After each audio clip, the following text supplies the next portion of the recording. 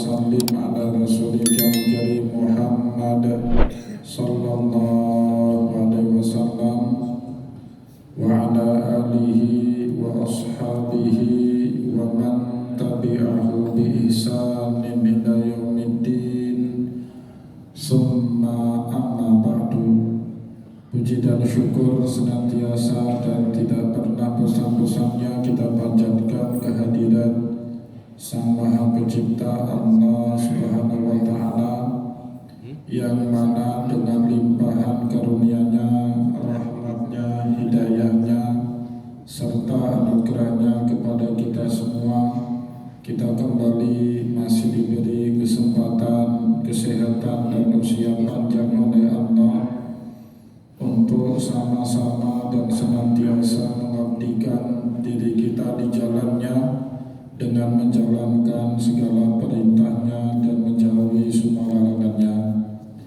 Salawat diringi salam juga tidak pernah lupa pula kita haturkan kepada junjungan alam Nabi besar Muhammad sallallahu alaihi wasallam, di mana beliau telah bersabda dalam sebuah hadis, "Man salaka tariqan yaltamisu fihi ilman, sahhalallahu lahu bihi tariqan ilal jannah." Barang siapa yang meniti satu jalan untuk menuntut ilmu agama Allah, maka niscaya Allah Subhanahu wa Ta'ala mudahkan baginya jalan menuju ke surganya Allah. Bapak Ibu kaum muslimin dan muslimat, jamaah salat maghrib yang dimuliakan oleh Allah, mari pada kesempatan malam yang mulia ini sambil kembali kita niat iktikaf di rumah Allah, dan juga sambil kita menunggu datangnya pelaksanaan sholat isya berjamaah, mari sama-sama kita kembali melanjutkan pengajian tasawuf kita dengan kitab Ihya Ulumuddin karya Hujjatul Islam Imam Abu Hamid Muhammad bin Ahmad Al-Ghazali Al-Tusi Al-Syafi'i rahimahullahu ta'ala anhu. Bapak Ibu kaum muslimin dan muslimat, jamaah pengajian yang dimuliakan oleh Allah, insyaallah pada kesempatan malam ini kita kembali akan melanjutkan bahasan kita mengenai ciri yang keempat dari ulama akhirah, di mana Imam Al-Ghazali menjelaskan kepada kita dari ciri yang keempat ulama akhirah, ayyakuna aksaru ihtimamihi bi'ilmil batini wa muraqabatil qalbi. Sibuknya, fokusnya ulama akhirah itu dalam menuntut dan mengkaji ilmu, khususnya ilmu-ilmu batin, ilmu untuk memperbaiki diri, wa muraqabatul qalbi, dan terus berusaha menjaga kalbu itu terikat hanya kepada Allah Subhanahu wa Ta'ala. Bapak Ibu yang dimuliakan oleh Allah, pada pertemuan yang lalu kita sudah menjelaskan banyak hal kenapa ini menjadi salah satu ciri dari alim, dari para ulama yang terus akan konsisten di dalam membimbing umat ke jalan Allah Subhanahu wa Ta'ala. Selanjutnya Imam Al-Ghazali masih juga menerangkan kepada kita banyak hal, dan pada malam ini beliau mengutipkan kepada kita pandangannya sahabat Rasulullah sallallahu alaihi wasallam, Imam Ali karramallahu wajhah, mengenai ulama akhirah. Wa fi wasfi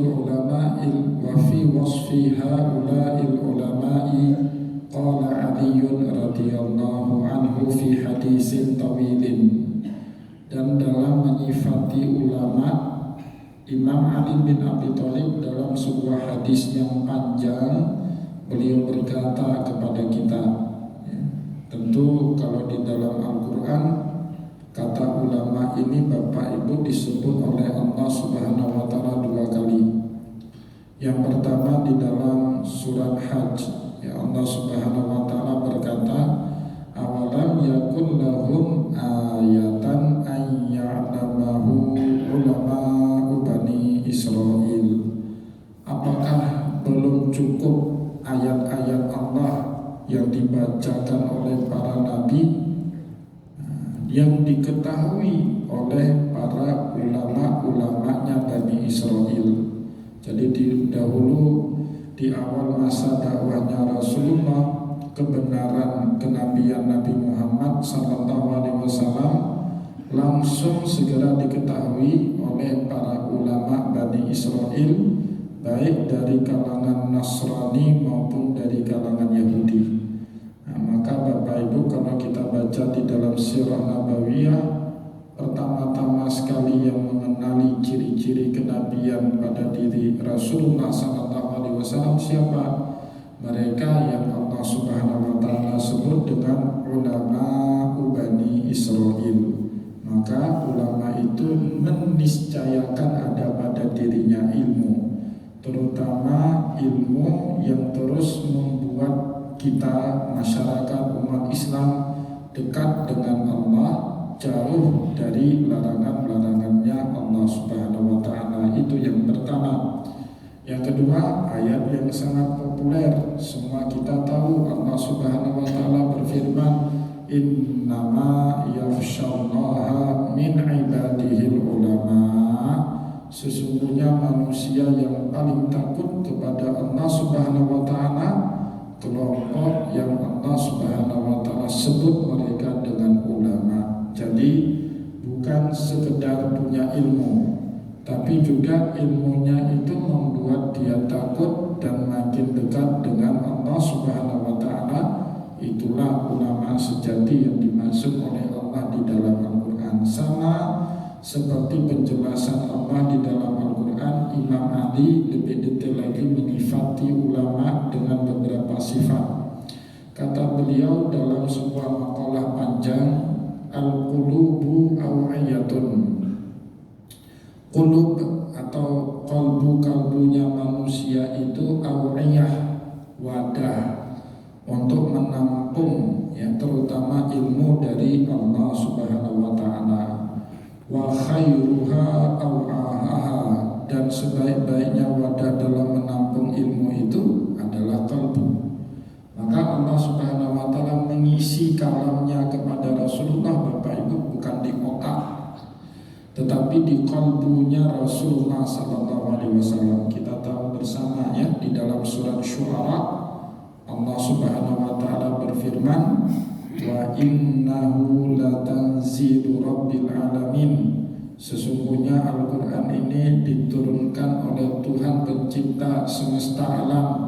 Nazala bihi ruhul amin, yang diturunkan oleh ruhul amin, ya ruh yang amanah, nama lain daripada malaikat Jibril alaihissalam. Kemana malaikat Jibril menurunkan kalamullah Al-Quran, firmannya Allah itu kepada Rasulullah, ala qalbika litakuna minal mundarin, pada kalbunya Muhammad, pada kalbumu, bukan pada pikiran Bapak Ibu. Mungkin kalau ilmu kita dunia, ilmu kognitif itu di daya pikir. Orang cerdas, orang yang IQ-nya tinggi selalu diukur dengan kemampuan akal. Ya, tetapi ilmu spiritual itu wadahnya, penampungnya bukan kapasitas akal Bapak Ibu, tapi kapasitas kalbu. Nah, Rasulullah SAW sendiri menampung, wadah menampung kalamullah, firman Allah itu bukan di pikirannya Nabi. Karena apa yang difirmankan Allah itu banyak sekali Bapak Ibu, melampaui kemampuan akal untuk menalarnya. Tidak usah jauh-jauh lah, adanya malaikat saja tidak bisa dibuktikan secara empirik, tidak bisa dibuktikan oleh akal manusia. Itu ilmu kalbu. Ala qalbika. Maka Al-Quran pun Allah Subhanahu wa taala turunkan dalam kalbunya Rasulullah Sallallahu Alaihi Wasallam ya. saat Nabi Muhammad SAW kecil, dadanya Nabi itu dibelah, ya, liajlihi syaqqa sadri. Nabi Muhammad dibelah dadanya, dibersihkan dari unsur-unsur yang tidak baik. Maka kata Imam Ali bin Abi Thalib, kalau orang yang mau, ya, menampung ilmunya Allah, maka wadahnya dipersiapkan. Wadah menampung ilmu spiritual itu bukan akal, tetapi qalbu. Bahkan kata Imam Ali bin Abi Thalib, wa khairuha aw'aha, dan sebaik-baiknya wadah yang ada di dalam tubuh kita itu kalbu, ya. Bagaimana cara kita buang semua yang tidak baik itu? Ya, dengan kita lawan, ya, temperamen kita, ya, sifat kikir kita, ya, dengki kita, amarah kita, ya, hasad kita, apalagi ihtikar, senang meremehkan orang lain, ya, atau membeda-bedakan orang dengan harta atau dengan kedudukannya, ya, itu semua tidak pernah dicontohkan kepada kita oleh Rasulullah SAW. Dan cara yang paling ampuh untuk itu dengan memperbanyak amal ibadah dan amal soleh. Ya, makin banyak kita melakukan amal ibadah dan amal soleh, ya, makin bersih kalbu kita itu, makin membuat kita dekat dengan Allah, dan disitulah Allah akan menempati janjinya. Wattaqullaha wa yu'allimukumullah. Takwalah kalian kepada Allah, maka Allah akan mengajarkan ilmu. Ya, itu ilmu batinnya, ilmu yang diajarkan oleh Allah langsung, kompensasi ketika kita takwa kepada Allah Subhanahu wa ta'ala. Maka dalam kapasitas kalbu ini, Bapak Ibu, manusia, kata Imam Ali bin Abi Thalib, dibagi menjadi 3 kelompok bahagian. Ya, kalau pendapat Imam Ali dalam ilmu tasawuf patut kita simak baik-baik, Bapak Ibu, ya, karena Rasulullah SAW berulang-ulang kali semasa hidupnya itu memuji kapasitas ilmu spiritualnya Ali bin Abi Thalib. Bahkan kata Nabi dalam salah satu hadis yang sangat populer itu, ana Madinatul Ilmi, ya, saya adalah kotanya ilmu pengetahuan, wa aliyu babuhu, adapun pintu gerbangnya itu Ali bin Abi Thalib radhiyallahu anhu. Maka kata Imam Ali bin Abi Thalib, dalam kapasitas kalbu yang menjadi wadah bagi manusia untuk menampung ilmu dari Allah itu, manusia dibagi menjadi 3 kelompoknya. Wan nasu salasatun. Yang pertama alimun rabbaniyun, alim rabbani. Alim rabbani itu alladzina ya'maluna bi sigharil ilmi qabla kibariha.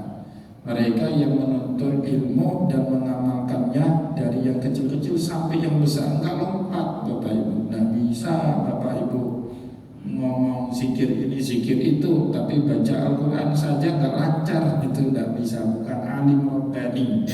Alim rabbani itu disuruh ngajar anak TPA dia bisa, karena memang ilmu baca Al-Qurannya bagus.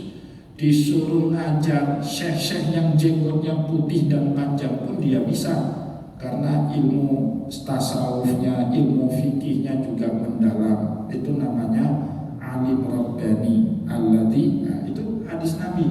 Jadi dulu Nabi Muhammad dalam khutbah-khutbah, dalam nasihat-nasihatnya sering menyebut istilah alim rabbani. Maka para sahabat pun bertanya, wa mahum ya Rasulullah, siapa yang Anda maksudkan dengan alim rabbani itu, wahai Rasulullah? Nah, disitulah kemudian Nabi Muhammad SAW menjelaskan, alladzina ya'maluna bi sigharil ilmi qabla kibariha. Mereka yang selalu menuntut dan mengamalkan ilmu, mulai dari yang paling kecil, belajar alif ba ta tha, ya, belajar ilmu nahwu yang paling dasar, mana mubtada, mana khabar, belajar hukum-hukum tajwid dalam membaca Al-Quran, mana yang disebut gunnah, mana yang disebut idhar, mana yang disebut iqlab, ya. Dan kemudian sampai level yang paling tinggi, ilmu tasawuf kah, ilmu fikih perbandingan mazhab kah, dan ilmu-ilmu yang lainnya, itu yang disebut dengan alim rabbani. Maka dalam ilmu tasawuf itu Bapak Ibu derajat yang paling tinggi, kata Imam Ali bin Abi Thalib, alimun rabbaniyun, yang pertama ya, alim rabbani. Yang kedua, moga-moga kita masuk yang kedua. Kalau tidak masuk yang pertama Bapak Ibu, ya siapa yang kedua ini? Wa muta'allimun ala sabilin najah. Nah, orang yang konsisten, istiqomah dalam menuntut ilmu, mencari jalan keselamatan dunia dan akhirat. Nah, ilmu agama itu Bapak Ibu yang akan membimbing kita selamat, bukan hanya di akhirat tapi juga di dunia. Kita tahu ini bukan hak kita, kita nggak ngambil ya, tapi kalau ada orang yang nggak tahu ilmu agama, yang bukan hak dia pun dia carikan cara untuk dihalalkan sehingga menjadi hak dia. Nah, contohnya banyak. Dia bukan ahli waris, tapi maksa-maksain diri untuk jadi ahli waris. Nah, sengketa lah antara sesama ahli waris. Banyak itu terjadi Bapak Ibu. Saya hampir tiap hari. Kemarin malam minggu habis pengajian di Masjid Don, juga baru memediasi orang sengketa warisan itu di Kampung Joiri. Banyak itu. Kenapa kok ada seperti itu? Ya karena nggak belajar ilmu agama. Jadi Bapak Ibu jangan salahkan siapa-siapa. Kalau anaknya nggak disekolahkan agama, harta yang Bapak Ibu tumpuk itu kelak akan disengketakan antara sesama anak-anak Bapak Ibu itu. Kenapa? Nggak ngajari ilmu agama, salah sendiri. Nah, jangan pikir kita selesai Bapak Ibu sudah mati, nah, selesai tanggung jawab kita. Enggak. Harta yang kita tinggalkan itu kalau kemudian menjadi fitnah, bertikai antara anak-anak kita itu, kita nggak akan pernah damai hidup di kuburan itu, di alam barzah. Kenapa? Sebabnya karena kita nggak ngajari anak kita ilmu agama. Ya, maka moga-moga Bapak Ibu sebelum kita ini itu sempatkanlah diri untuk tekun konsisten ya belajar ilmu agama, ya minimal selain mendengar khutbah Jumat dalam satu minggu itu ada 1 atau 2 kali majelis ilmu agama yang kita hadiri, dan itu menjadi bekal kita Bapak Ibu untuk mencari jalan keselamatan bukan saja di akhirat tapi juga membimbing kita untuk hidup benar seperti pedomannya Al-Quran dan sunnahnya Rasulullah SAW. Saya yakin Bapak Ibu kita di sini kalau niatnya baik, konsisten istiqomah, meskipun kita nggak masuk kategori kelompok yang pertama tadi alim rabbani, insya Allah kita masuk dalam kelompok yang kedua, muta'allimun ala sabilin najah. Kita menjadi orang yang komit dalam menuntut ilmu, mencari jalan keselamatan baik di dunia maupun di akhirat. Na'udzubillah min zalik, masuk kelompok yang ketiga. Na'udzubillah min zalik. Ya. Apa itu kelompok yang ketiga? Wahamajun ra'aun attaba'u kullina ikin. Ya, hamajun orang bodoh, ra'aun dungu. Sudah bodoh, dungu. Ya, artinya bodoh, dungu itu maknanya sudah bodoh dan dia tidak mau belajar lagi. Tidak tahu kalau dirinya bodoh, itu yang paling bahaya Pak. Bahasa Acehnya kakok, kloprip, itu susah. Kloprip Pak, diprip, nggak sadar dia. Biasanya kalau main bola Pak salah handsball misalnya ya, atau buat pelanggaran offset, itu kan wasit tiup peluit, prip. Dia klop Pak, nggak tahu kalau dia sudah offset. Sepak terus bola, itu bukan lagi pelanggaran, dikasih kartu kuning atau kartu merah sama wasitnya. Itu makna kloprik. Dia tidak tahu kalau dirinya bodoh, sudah bodoh dungu ya. Itu bahasa Arabnya hamajun ro'aun, sudah bodoh dungu lagi, nah, tuli lagi, diomongin susah lagi, keras kepala. Nah itu karakternya orang bodoh Pak. Orang pintar itu dia tahu kalau pendapat ini benar, dia simak baik-baik. Ya, karena dia yakin mendengar mendengar omongan yang baik pasti akan membuat hidupnya bermanfaat, ya, pasti akan mengupgrade ilmu yang belum dia ketahui. Tapi yang paling susah diomongin itu ya orang yang frekuensinya rendah, Bapak Ibu, ya, tiangnya pendek. Orang sudah pakai satelit, dia masih pakai UAV, itu masih pendek gitu ya. Nah itu yang susah. Nah ini nauzubillah kelompok yang ketiga, hamajun ra'aun. Biasanya orang-orang seperti ini, kata Imam Al-Ghazali, atba'un kullu na'iqin. Dia mengikuti mana suara yang keras. Nah, orang yang seperti ini suka dengan suara yang keras. Padahal keras suara itu bising, Bapak Ibu, belum tentu suara. Suara voice kita dengar, noise kita jauhi, bising dengar kereta preng ranking tua itu Pak, preng sakit kepala gitu. Tapi bagi orang bodoh dungu itu ini yang paling keren, benderanya. Padahal sampah sebenarnya. Nah ikin orang dungu bodoh ini Pak, asal suara keras tidak peduli dia, entah betul yang diomongkan itu atau salah, asli dia ikuti itu. Nah, padahal belum tentu orang yang suaranya tegas itu, keras itu, benar. Ya, jadi coba lihat itu. Petir itu keras saja suaranya Pak, tapi enggak menumbuhkan apa-apa. Hujan turun, enggak sekeras petir suaranya, tapi menumbuhkan tanam-tanaman padi. Ya, kita mau jadi mana ini? Mau jadi petir yang cuma bisa nakutin orang tapi tidak ada bobot, atau menjadi hujan diam-diam tetapi bermanfaat kepada banyak orang. Maka orang bodoh dungu ini Bapak Ibu, dia biasanya mengikuti suara yang keras, tidak peduli dia terlepas benar atau tidaknya, ya. Yamilu ma'akulli rihin, dia mengikuti kemana arah angin, mangin, ya, arah angin ke timur dia ikut ke timur, nggak ada pendirian, nggak ada prinsip. Kenapa bisa seperti itu? Ya nggak ada ilmu. Kemana yang kencang angin, ke situ dia pergi. Kemana yang menguntungkan, di situ ada dia. Nah, ini orang yang nggak ada prinsip.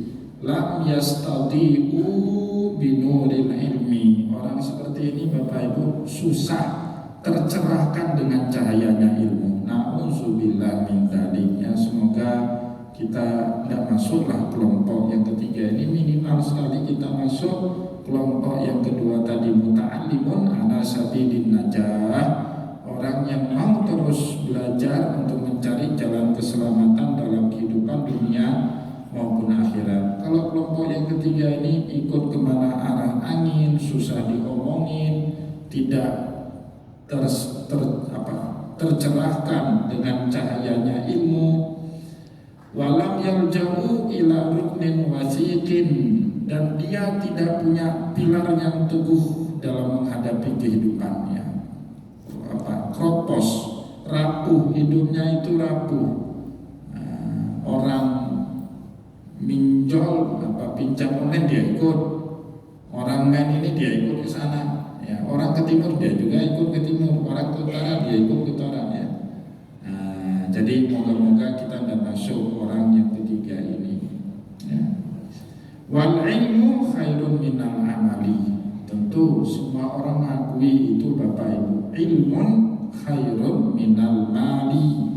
Yang namanya ilmu itu jauh lebih baik daripada harta benda. Bapak Ibu tinggalin harta benda banyak-banyak buat anak, siap-siap berantem itu anak. Tapi kalau Bapak Ibu ninggalin ilmu yang banyak, walaupun harta benda kita habis nyekolahin anak, insya Allah dengan ilmu itu dia bisa mencari lebih daripada apa yang telah kita investasikan kepada anak kita. Itu ilmu Bapak Ibu. Jadi tidak ada orang yang berhasil di dunia ini sebab karena hanya semata-mata benda. Ada orang punya harta benda banyak tapi nggak punya ilmu. Sebesar apapun kita kasih modal sama dia 1 miliar, 1 bulan habis 1 miliar itu. Ada orang punya ilmu, nggak ada modal, mau usaha, modal dengkul pun jadi usahanya itu. Ya, semuanya tergantung dengan ilmu yang kita miliki, baik ilmu dunia maupun ilmu akhirat.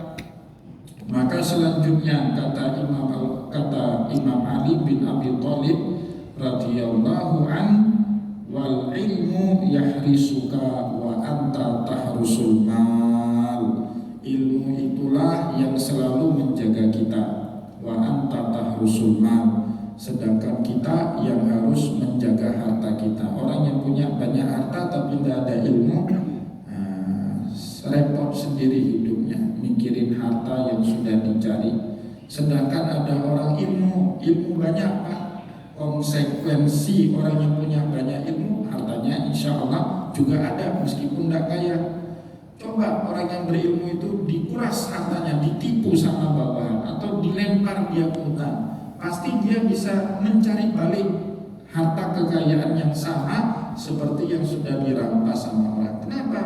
Karena yang menjalankan korporat dia itu otaknya, bukan otak bawahannya yang mengkhianati dia. Otak tidak bisa dicuri, harta boleh dicuri sama orang, ilmu tidak bisa dicuri sama orang lainnya. Orang yang punya ilmu dibuang kemanapun tetap akan eksis. Mau dibuang kemanapun dia pasti akan eksis, Bapak Ibu. Itu hebatnya orang berilmu. Maka kata Imam Ali bin Abi Thalib, al-ilmu yahrisuka, ilmu itulah yang terus akan menjadi haris kita, akan menjadi penjaga kita.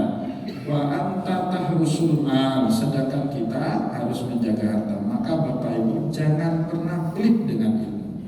Investasi yang paling bagus itu perut ke atas, ilmu ya. Investasi ilmu apapun Bapak Ibu, kita disuruh belajar sama Allah. Tidak ada yang namanya kata telat ya, asal sebelum kita mati terus kita belajar apapun yang penting untuk kita pelajari. Makin banyak Bapak Ibu belajar ilmu itu nggak akan pikun ya. Orang pikun itu orang yang berhenti belajar ya. Setua apapun kita, kalau kita punya ilmu kita nggak akan pikun. Wal ilmu yazku ala infaki wal malu tanqusuhun nafaqatu. Yang namanya ilmu makin bertambah dengan diinfakkan. Diajari ilmu itu makin banyak ilmu kita. Beda dengan harta. Harta kita nafkahkan berkurang secara zahir, walaupun secara hakikatnya Bapak Ibu yang dimuliakan oleh Allah sama-sama tidak berkurang, makin bertambah. Secara hakikat disebut oleh Nabi Muhammad SAW di dalam hadis lain, ma naqasat shadaqatun min malin. Yang namanya sedekah tidak pernah mengurangi harta yang kita miliki, tapi secara zahirnya kan berkurang. Ya, kita punya uang 10 juta, 1 juta kita bagi-bagi sedekah, infak, zakat kepada orang lain. Uang kita secara zahirnya tinggal 9 juta. Walaupun secara hakikat tidak akan pernah berkurang, makin bertambah harta orang ketika dia infakkan, dia sedekahkan. Nanti insya Allah kita akan masuk Bapak Ibu setelah babul ilmi ini di dalam bab ibadah. Di dalam bab ibadah itu ada bab sedekah. Ya, kenapa Rasulullah menyebut manaqasat sedekatun min malin? Yang namanya sedekah tidak pernah menjadi pengurang harta kita. Jadi sedekah itu Bapak Ibu bahkan penarik rezeki dia itu, bukan pengurang rezeki, penarik rezeki. Itu Imam Al-Ghazali mengibaratkan seperti orang mau nangkap ayam. Nangkap ayam itu repot, makin kita kejar makin kencang lari ayam. Supaya gampang ditangkap ayam itu biasanya kita tabur padi, tabur beras. Kalau ayamnya sudah matok padi dan beras, dia lalai Pak. Kalau sudah lalai biasanya kita tangkap jadi lebih gampang. Begitu juga kalau rezeki itu mau mudah kita tangkap itu, bapak-bapak, ibu-ibu banyak-banyak tabur infak, tabur sedekah. Maka usaha kita itu Bapak Ibu akan lebih mudah mendatangkan rezeki. Seperti kita tadi mau menangkap ayam, lebih mudah ketika kita nabur beras. Rezeki lebih mudah kita tangkap kalau kita tabur sedekah, kita tabur infak. Itu yang dimaksud oleh Nabi Muhammad dalam hadisnya tadi, ma naqasat shadaqatun min malin, sedekah tidak akan pernah berkurang, uang tidak akan pernah berkurang dengan disedekahkan. Wa mahabbatul alimi dinun yudanu bih. Jadi kecintaan kita dengan alim itu dinun, salah satu bahagian dari agama yudanu bih. Kelak kita akan diberi ganjaran oleh Allah Subhanahu wa taala di hari kiamat dengan kecintaan kita dengan alim itu. Maka Imam Al-Ghazali menyarankan Bapak Ibu, ilmu terutama ilmu agama hanya bisa kita peroleh dengan 6 perkara.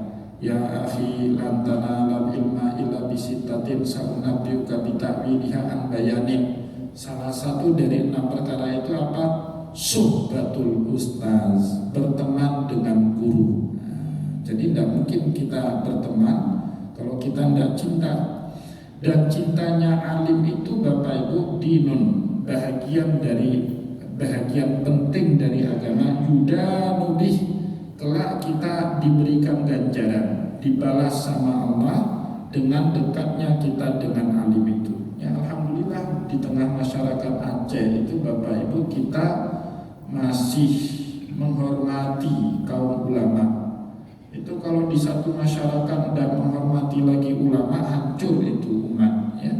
Kalau ulama itu dipandang sebelah mata, dihina ya. Jadi walaupun nauzubillah ya di zaman akhir seperti ini juga banyak orang bersorban menjadi oknum ulama, tapi alhamdulillahnya Bapak Ibu Allah menampakkan akhirnya yang mana benar-benar ulama, yang mana mereka ulama jadi-jadiannya. Akhirnya walaupun banyak fenomena di akhir-akhir ini ulama yang menyimpang, tapi kita orang Aceh masih memberikan hormat kepada ulama sebagaimana yang diperintahkan di dalam syariat.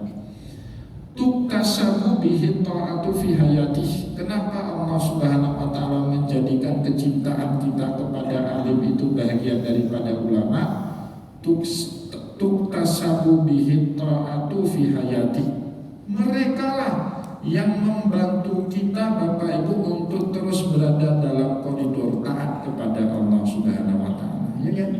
Kalau tidak ada ulama Bapak Ibu coba bayangkan, kita tidak pernah dengar ini itu, suruh baca iya kita nggak paham, atau suruh baca hadis ketemu dengan hadis yang lain sepertinya saling berbenturan antara satu hadis dengan hadis ini.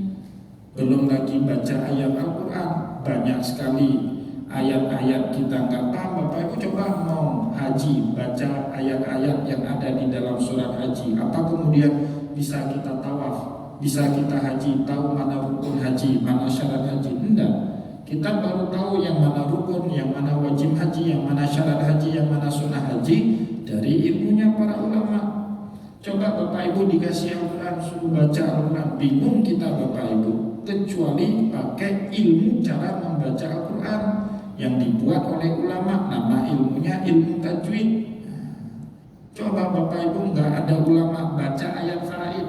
Di dalam Al-Quran kan ada ayat faraid di dalam surat Nisa. Lirijali nasibum mimma tarakal walidani wal aqrabun walin nisa'i nasibum mimma tarakal walidani wal aqrabun mimma qalla minhu aw kasur nasiban mafruḍa yusikumullahu fi auladikum lidzakari mislu hadzil unsayyin. Apa dengan ayat faraid itu kita bisa bagi faraid Pak kalau terjadi yang meninggal dunia? Allah nggak nyebut yang mana asobah, Allah yang nggak sebut yang mana hijab, Allah nggak sebut yang mana patah titi, Allah nggak sebut yang mana berhak mendapatkan wasiat wajibah. Nggak sebut Allah dalam ayat itu. Di mana kita tahu ini wasiat wajibah, ini patah titi, ini terhijab oleh yang itu, ini menjadi asobah, asobahnya mal ghair atau asobah bil ghair? Melalui ilmunya ulama. Coba Bapak Ibu, kalau kita nggak dekat ulama, siapa yang akan menyelesaikan sengketa faraid yang terjadi bahkan di keluarga kita sendiri? Ya ulama. Maka oleh sebab itulah Imam Ali bin Abi Thalib menganjurkan, mendorong kita semuanya, mahabbatul alim dinun yudanu bih. Kecintaan kita kepada alim itu bahagian agama, yudanu bih, yang akan berbalas kelak di hari kiamat. Kenapa? Tuktasabu bihi ta'atu fi hayatih. Dengan dekatnya, dengan ilmunya alim itulah membantu kita untuk selalu dalam koridor taat selama kita hidup. Nah, kita jadi tahu mana hukum halal, mana hukum haram. Kita jadi tahu kenapa mazhab Syafi'i kalau subuh kunut, kalau enggak kunut tidak sujud sahwi batal. Tapi ada mazhab yang lain tidak kunut. Kita jadi tahu itu semua dari ilmunya para ulama, ya. Wa jami'ah, bukan hanya sebatas dalam mengetahui hukum halal haram di dunia, Bapak Ibu. Selanjutnya kata Imam Ali bin Abi Thalib radhiyallahu an, wa jamilul ahdusati ba'da maut. Bahkan kita juga mengetahui berbagai macam peristiwa yang akan kita hadapi setelah mati melalui siapa, Bapak Ibu? Melalui ulama, ya. Melalui ulama kita tahu seketika kita mati nanti datang malaikat mungkar dan nakir, nanya ini itu, nanya ar-rabbuka wa ma nabiyuka, bagaimana cara jawabnya. Nah, juga dituntun oleh para ulama. Setelah itu siapa yang akan menemani kita di alam barzakh, ya? Apakah keluarga kita yang sudah mati dahulu sebelum kita, atau yang menemani itu amal soleh kita? Kita jauh juga dari ilmunya ulama. Sesuai dengan sabdanya Nabi, tutaba'ul janazatu salasatun fayarji'u snaini wa yabqa ma'ahu wahid. Setiap yang mati diikuti 3 hal, 2 balik, 1 sisa tinggal bersama dia selama-lamanya. Tutaba'ahu ahluhu wa maluhu wa amaluhu. Diikuti orang mati itu oleh harta, oleh keluarga, oleh amalnya. Fayarji'u ahluhu wa maluhu, balik semua, keluarganya, hartanya, mobil dia yang ngantar dia balik, keluarganya, anak istrinya balik ke rumah. Yang tinggal bersama kita di alam barzakh, yang tinggal amal soleh yang kita perbuat. Kita tahu penjelasan itu semua dari kalamnya ulama. Wal ilmu hakimun wal malu mahkumun alaih. Ilmu itu hakim yang mengatur, uang itu yang diatur, ya. Siapa yang mengatur ilmu? Ya. Siapa yang mengatur uang? Ya, orang yang punya ilmu, ya. Bu Sri Mulyani itu gak menjadi Menteri Keuangan kalau nggak ilmu fiskal, ilmu moneternya nggak bagus, ya. Bisa mensiasati uang sedikit tapi bisa bagi rata kepada 36 provinsi, 50 kementerian, ya, bisa dibagi rata itu semua. Nah, itu pakai ilmu. Maka nanti insya Allah kita akan masuk itu, Bapak Ibu, di dalam bab harta, ya. Ada bab tentang pembahasan harta, bagaimana kita memperlakukan harta dalam kehidupan dunia. Imam Al-Ghazali sampai mengatakan gini, harta itu tuan yang buruk tapi budak yang baik. Harta kalau kita jadikan budak, baik dia apa? Bagus. Yang penting kitanya yang ngatur dia. Ini untuk nafkah istri, ini untuk sekolah anak, ini untuk investasi atas, kepala atas, ini untuk jalan-jalan akhir tahun, ini untuk ibadah haji, ini untuk ibadah umrah, ini untuk buat rumah, ini untuk sedekah, ini untuk infak, ini untuk zakat, ini untuk wakaf. Nah, itu bagus. Kalau harta jadi budak dia bagus. Tapi harta itu tuan yang buruk. Kalau manusia diatur sama harta, habis itu manusia jadi budak dia. Apa yang dikatakan oleh Imam Al-Ghazali itu lahir dari sabda Rasulullah yang ta'assa abdud dinar abdud dirham. Celaka betul orang yang diperbudak oleh dinar maupun oleh dirham. Moga-moga kita nggak jadi kalau sekarang budaknya rupiah. Hina betul, Pak. Budak emas saja, dinar kan emas. Ini budak rupiah lagi 17.000 $1. Lebih hina lagi itu, ya. Lebih keren dari budak emas lah. Ini jadi budak rupiah. 1 mayam aja 6 juta, Pak. Ngapain jadi budak rupiah, ya? Nah, jadi al-ilmu hakimun wal malu mahkumun alaih. Wan manfaatul mali tazulu bizawalih. Hilangnya manfaat harta itu habis, tidak tersisa lagi dengan tidak ada harta. Selama ada harta apa? Banyak orang dekat. Kalau harta habis, masih ada orang yang mau berteman dengan kita. Kan banyak itu ya dalam kehidupan. Maunya waktu kaya, waktu udah miskin masih ada yang mau dekat. Nggak ada lagi. Kenapa? Mingkalana. Kenapa? Manfaat harta itu Bapak Ibu ada dengan adanya harta habis. Nggak ada manfaat lagi, maka orang pun dibuang. Habis manis sepak dibuang. Itulah kalau orang gaya-gayanya dengan harta. Tapi kalau orang gaya-gayanya dengan ilmu, nggak ada harta pun Bapak Ibu masih dihormati. Ya, kalau dengan ilmu, maka standar menilai orang jangan pakai harta, jangan pakai kedudukan, pakai ilmu Bapak Ibu. Nilai orang lain itu pakai hati, pakai amal, pakai ilmu. Sebagaimana Allah menilai kita itu kan dengan amal kita, dengan hati kita, dengan ilmu kita ya. Mata khuzanul amwali wa hum ahya. Matilah orang penumpuk harta meskipun mereka masih hidup. Orang menumpuk harta nggak manfaat. Dia hidup tapi dia sudah mati. Bapak Ibu mohon maaf, punya tanah banyak. Tapi kalau nggak terpakaikan, ada manfaat harta banyak itu, tanah banyak itu? Nggak ada kan? Terduduk aja hanya sebatas sertifikat yang kita tempuk di dalam brankas di rumah kita. Apa manfaatnya? Ya, kalau hanya sertifikat empuk segede ini, mati, diambil sama anak kita semua. Nggak ada manfaat. Maka agar harta itu manfaat, disuruh apa? Ya kan? Ya, disuruh sedekahkan, disuruh manfaatkan. Di dalam Islam itu tidak boleh ada tanah tidur, lahan tidur itu tidak boleh, lahan tidak produktif itu tidak boleh dalam Islam. Lahan itu harus produktif. Maka ada nanti dalam fikih satu pelajaran namanya Ihya'ul Mawat, menghidupkan lahan tidur, itu tidak boleh.